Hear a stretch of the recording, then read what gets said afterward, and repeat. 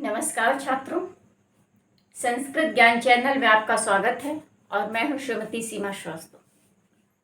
पिछले वीडियो में हमने आपसे तत्पुरुष समास पर चर्चा की थी, ठीक है, कि तत्पुरुष समास किसे कहते हैं, तत्पुरुष समास का विग्रह क्या है, ठीक है, और उसके बाद उसके भेद के बारे में बताया था, ठीक है। तो अब उसी तत्पुरुष समास को ही थोड़ा और आगे बढ़ाते हुए आज हम तत्पुरुष समास के अन्य भेदों पर चर्चा करेंगे, ठीक है। वैसे तो ये है ही है, आपके लेवल का भी है, लेकिन आपसे थोड़ा, ठीक है, क्योंकि ये कंपटीशन है और कंपटीशन निकालने के लिए थोड़ा सा और लेवल बढ़ाना पड़ेगा आपको, ठीक है। तो और थोड़ा अपने लेवल से भी आगे जाइए, तभी आपका कंपटीशन निकलेगा। आप एकदम लिमिटेड पढ़ेंगे कि इतना ही सिलेबस में, इतना ही कोर्स में है, तो हो सकता है आप 1-2 या नंबर से पीछे हो जाएं। तो इसलिए आप कंपटीशन बीट करने के लिए, ठीक है, आप थोड़ा सा और उस टॉपिक के आगे पीछे की भी जानकारी लें, ठीक है। तो आज हम तत्पुरुष समास के जो अन्य भेद हैं उस पर हम चर्चा करेंगे, ठीक है। तो तत्पुरुष समास के अन्य भेदों में सबसे पहला भेद क्या है? उपपद तत्पुरुष समास। कौन सा भेद है? उपपद तत्पुरुष समास। अब देखिए, इसमें क्या होता है कि जिस समास में उत्तर पद, हमने बताया कि समास में 2 पद होते हैं, ठीक है, एक पूर्व पद, दूसरा उत्तर पद। तो जिस समास में उत्तर पद क्रियावाची हो, ठीक, क्रियावाची, और कहने के लिए धातुज हो, धातु से उत्पन्न हो, जिस समास में उत्तर पद क्रियावाची हो, धातुज हो, ठीक है, आचार्य व्यास की भाषा में, अर्थात धातु से उत्पन्न हो, ठीक है, तो वो कौन सा समास कहलाता है? उपपद तत्पुरुष समास, ठीक है।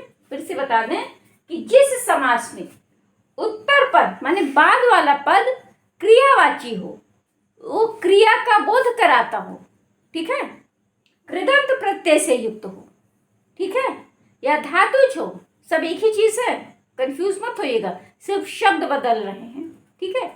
जो जिस रूप में समझ पाए वो उस रूप में समझ, सिर्फ शब्द बदल रहे हैं, अर्थ नहीं बदल रहा, याद रखिएगा।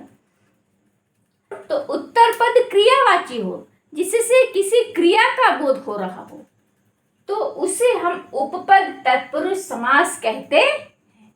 अब इसका हम आपको उदाहरण भी बता दें, जैसे, ठीक है, हम कहें कि शास्त्रम जानाति, ठीक है। तो इसमें, इस उदाहरण में 2 पद हैं। पहला पद क्या है हमारा? शास्त्रम, और दूसरा पद क्या है हमारा? जानाति, ठीक है। तो ये जो जानाति पद है ये क्रियावाची है, आपको समझ में आ रहा होगा, इतना तो समझ में आ ही रहा होगा कि जो बाद वाला पद है वो क्रियावाची है, ठीक है। ये सुबंत है, ये तिगंत है, ये क्रियावाची है, धातुज है, धातु से उत्पन्न है, ज्ञा धातु जानने के लिए प्रयोग की जाती है, ठीक है। तो उसी का ये लट लकार प्रथम पुरुष एक वचन है, जानाति, ठीक है। तो ये क्योंकि उत्तर पद क्रियावाची है, इसलिए ये उपपद तत्पुरुष समास कहलाएगा, और इसलिए उसका ये उदाहरण सटीक उदाहरण है। शास्त्रम जानाति इति शास्त्रज्ञ, इति शास्त्रज्ञ, ठीक है, ठीक।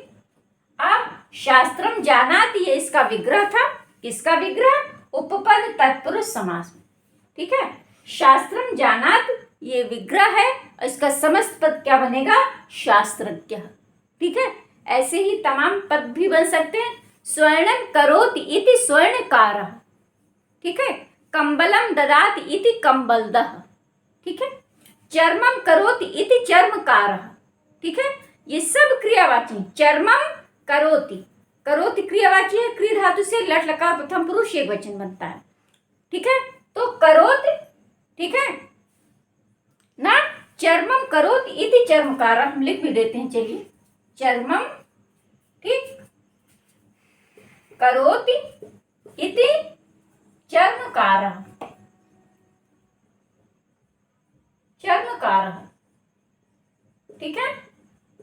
जो चमड़े का काम करता है वो चर्मकार कहलाता है। स्वर्णम करोति इति स्वर्णकारः, जो स्वर्ण का काम करता है वो स्वर्णकार माने सुनार कहलाता है, ठीक है। स्वर्णम करोति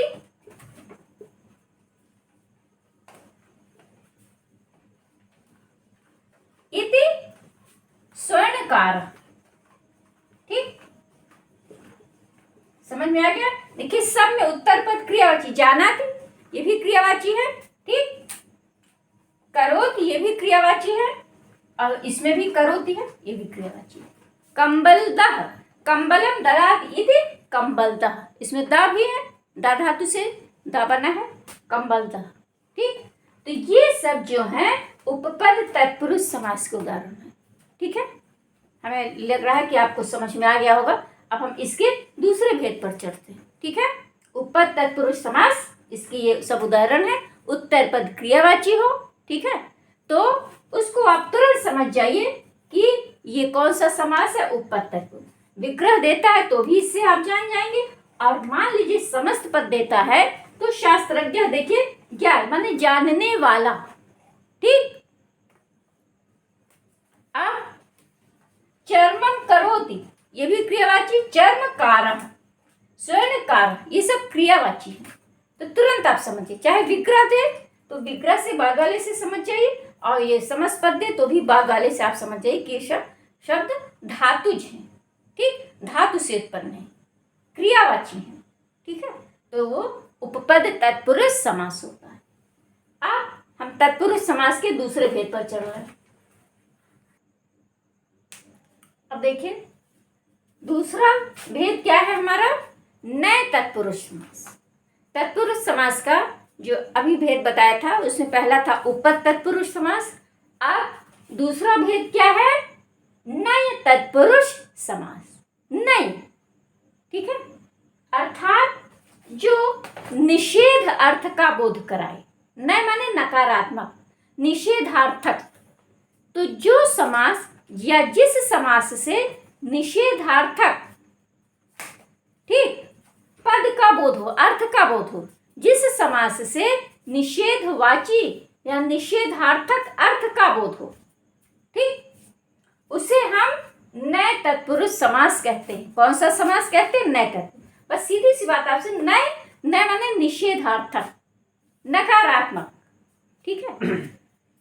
अब कैसे, इसका उदाहरण क्या है, जैसे ना ब्राह्मण इति, अब ना निषेधार्थी है, निषेध अर्थ का बोध करा रहा है, मना कर रहा है, क्या कर रहा है, ना ब्राह्मण, जो ब्राह्मण नहीं है, ठीक, निषेध अर्थ का बोध करा रहा है कि जो ब्राह्मण नहीं है वो क्या है, अब्राह्मण। ना ब्राह्मण इति अब्राह्मण, ना निषेध अर्थ का बोध करा रहा है, निषेधार्थक है, निषेध नकारात्मक अर्थ का बोध दे रहा है, संकेत दे रहा है, तो इसलिए ये क्या हो गया, नए तत्पुरुष। ना ब्राह्मण इति अब्राह्मण, जो ब्राह्मण नहीं है अर्थात वो क्या कहलाएगा, अब्राह्मण।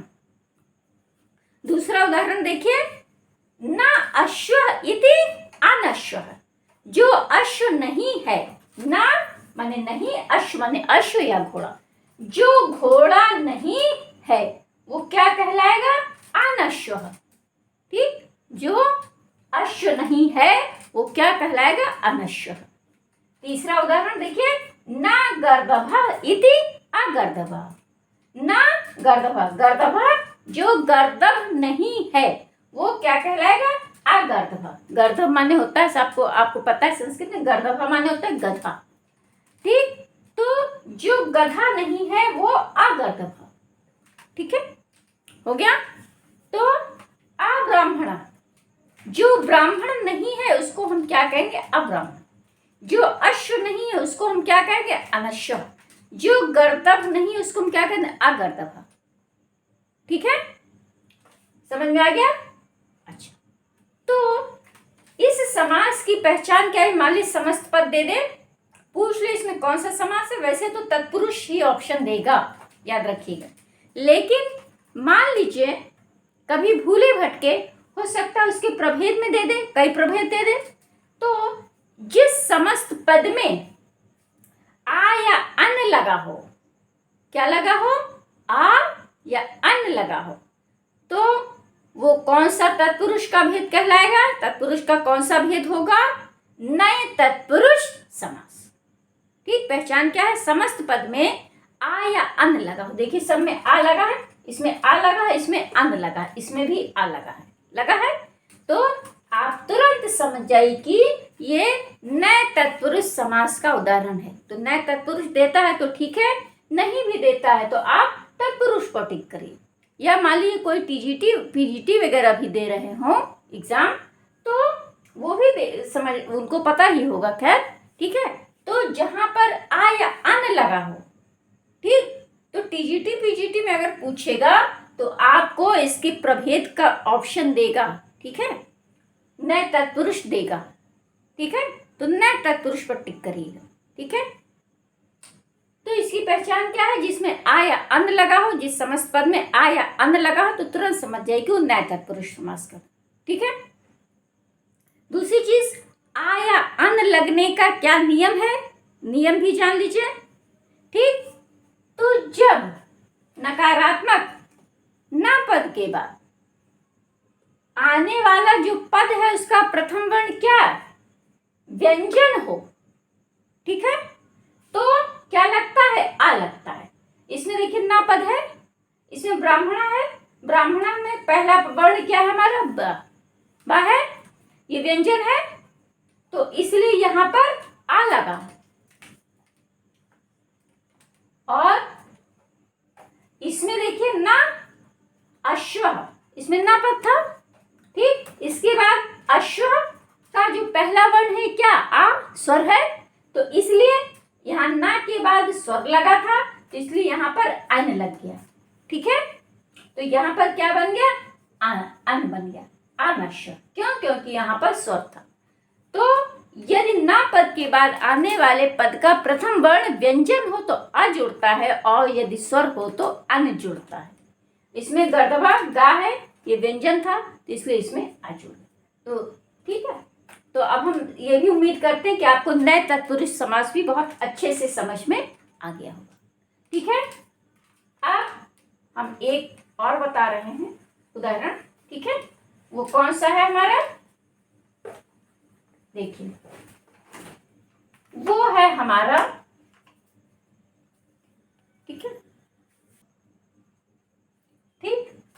अब तत्पुरुष समास का जो अन्य भेद बता रहे थे उसमें है अगला अलुक तत्पुरुष समास। कौन सा है समास? अलुक तत्पुरुष समास। अलुक तत्पुरुष समास। ठीक है, अब अलुक नाम से ही समझ में आ रहा है, थोड़ा बोध हो रहा है आपको। अलुक माने जिसमें विभक्तियों का लोप नहीं होता, वो अलुक तत्पुरुष समास कहलाता है।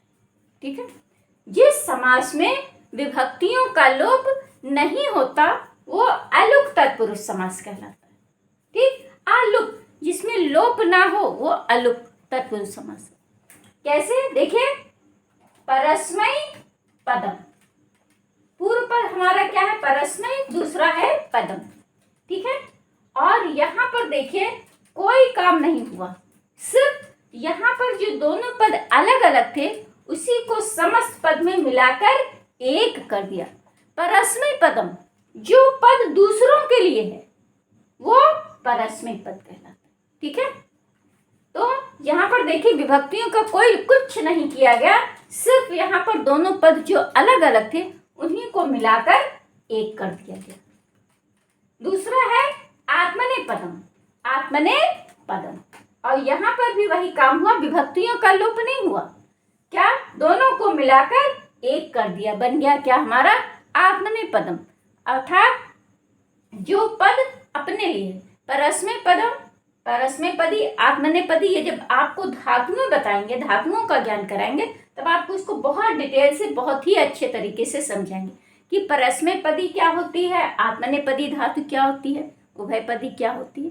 तब हम वहां पर इसको डिटेल, अभी मैं सिर्फ आपको शाब्दिक रूप में बता रहे हैं। तो परस्मैपदम, यहाँ पे कोई लोप नहीं हुआ, दोनों को मिलाकर एक कर दिया। आत्मनेपदम, यहाँ पर भी विभक्तियों का लोप नहीं हुआ, दोनों को मिलाकर एक कर दिया।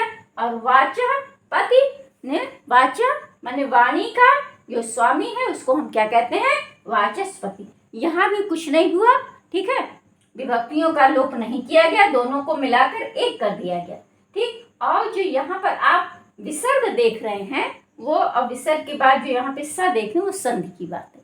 समास में कोई लोप नहीं हुआ, कोई छेड़छाड़ नहीं हुई, जो जैसे था दोनों को मिलाकर सिर्फ एक कर दिया गया, ठीक है। तो ये हो गया हमारा अलुक तत्पुरुष समास, ठीक है। अब अगला देखिए, शाक पार्थिव समास, शाक पार्थिव समास, ठीक है। अब इसको हम समझने के लिए मध्यम पद लोपी समास भी कह सकते हैं, चाहे शाक पार्थिव समास कहिए, चाहे मध्यम पद लोपी समास कहिए, ठीक है। तो मध्यम पद लोपी, ये आपको शब्द से ही समझ, शाब्दिक अर्थ ही से ही आपको इंगित हो रहा है कि जिस समास में मध्यम पद का लोप हो जाए, ठीक है, जिस समास में समस्त पद बनते समय या बनाते समय मध्यम पद का लोप हो जाए, वो शाक पार्थिव समास है, ठीक। जैसे उदाहरण देखिए, शाक प्रिय पार्थिव, ठीक है, ये समास है, उदाहरण है। इसमें क्या है, शाक ये पद है और इस पद का जो उत्तर भाग है, इसमें देखिए इसका लोप हो गया। ये पद है, इसका उत्तर भाग, जब पूर्व पद का उत्तर भाग लुप्त हो जाए, ठीक है, समस्त पद बनाते समय, याद रखिएगा, जब जिस समास में पूर्व पद का जो उत्तर भाग है उसका लोप हो जाए, ठीक, तो वो शाक पार्थिव। देखिए, शाक प्रिय, ये है पूर्व पद का उत्तर भाग है, पूर्व पद क्या है, शाक, इसी का उत्तर भाग है, इसी समास का ही एक भाग है, क्या, प्रिय, और इसी प्रिय का यहाँ पर देखिए लोप हो गया, यहाँ पर शाक है, यहाँ पर पार्थिव है, तो अब यहाँ पर सिर्फ शाक रखा गया, पार्थिव रखा गया, और प्रिय जो ये था उत्तर भाग था जो, इसका यहाँ पर देखिए लोप हो गया, हो गया। दूसरा उदाहरण देखिए, देव पूजकः ब्राह्मण, ये पूर्व पद है, ठीक, ये पूर्व भाग है, इसका जो उत्तर पद है, उसका जो बाद वाला भाग है, क्या, पूजकः, इसका भी देखिए यहाँ पर लोप हो गया। यहाँ पर देव पूजकः था, यहाँ पर सिर्फ देव हुआ, और उसके बाद ये ब्राह्मण उठाकर यहाँ पर रख दिया गया। ये जो उत्तर भाग था, पूर्व पद का जो बाद वाला भाग था, इसका यहाँ पर देखिए लोप हो गया। तो पूजका का लोप हो गया, देव को उठाकर रख दिया गया, ब्राह्मण को उठाकर रख दिया, बन गया हमारा देव ब्राह्मण। ऐसे इसमें भी प्रिय का लोप हो गया, शाक को उठाकर रख दिया गया, पार्थिव को उठाकर रख दिया गया। तो ये है हमारा शाक पार्थिव समास, शाक प्रिय पार्थिव, ठीक, शाक पार्थिव समास। इसी को समझने के लिए हम मध्यम पद लोपी समास भी कहते हैं, ठीक है। अब देखिए, अब इसकी बात है,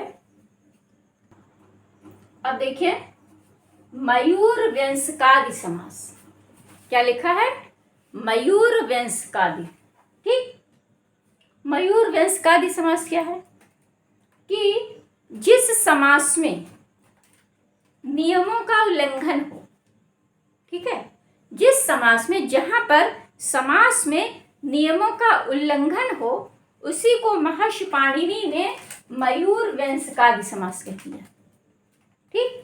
जिस समास में, जहां पर समास में नियमों का उल्लंघन हो, ठीक है, वहां पर उस समास को महर्षि पाणिनि ने एक मयूर व्यंजकादि समास का नाम दे दिया, ठीक है।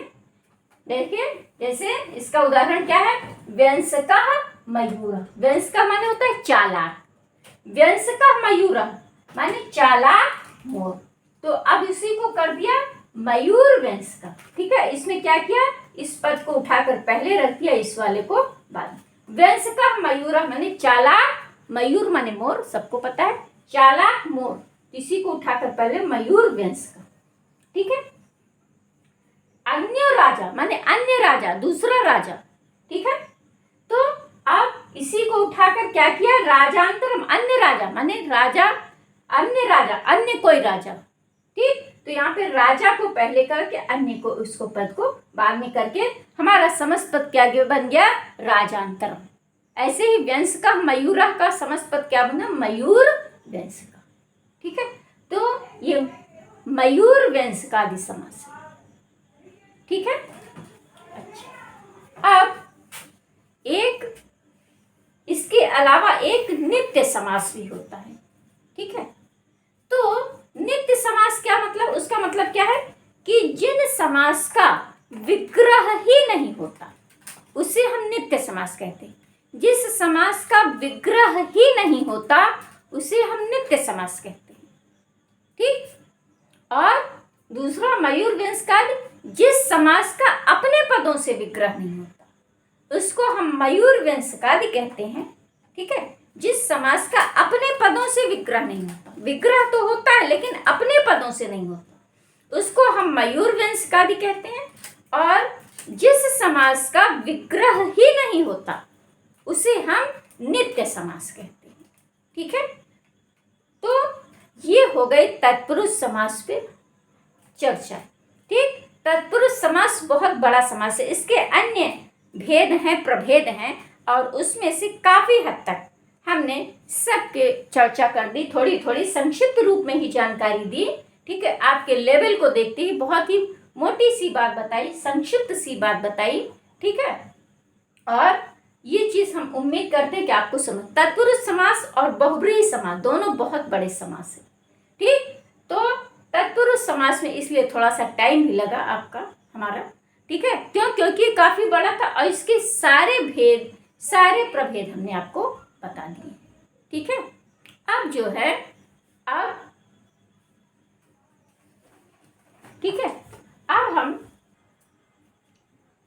तो अब देखिए, आज हमने तत्पुरुष समास के अन्य प्रभेदों पर भी चर्चा कर दी।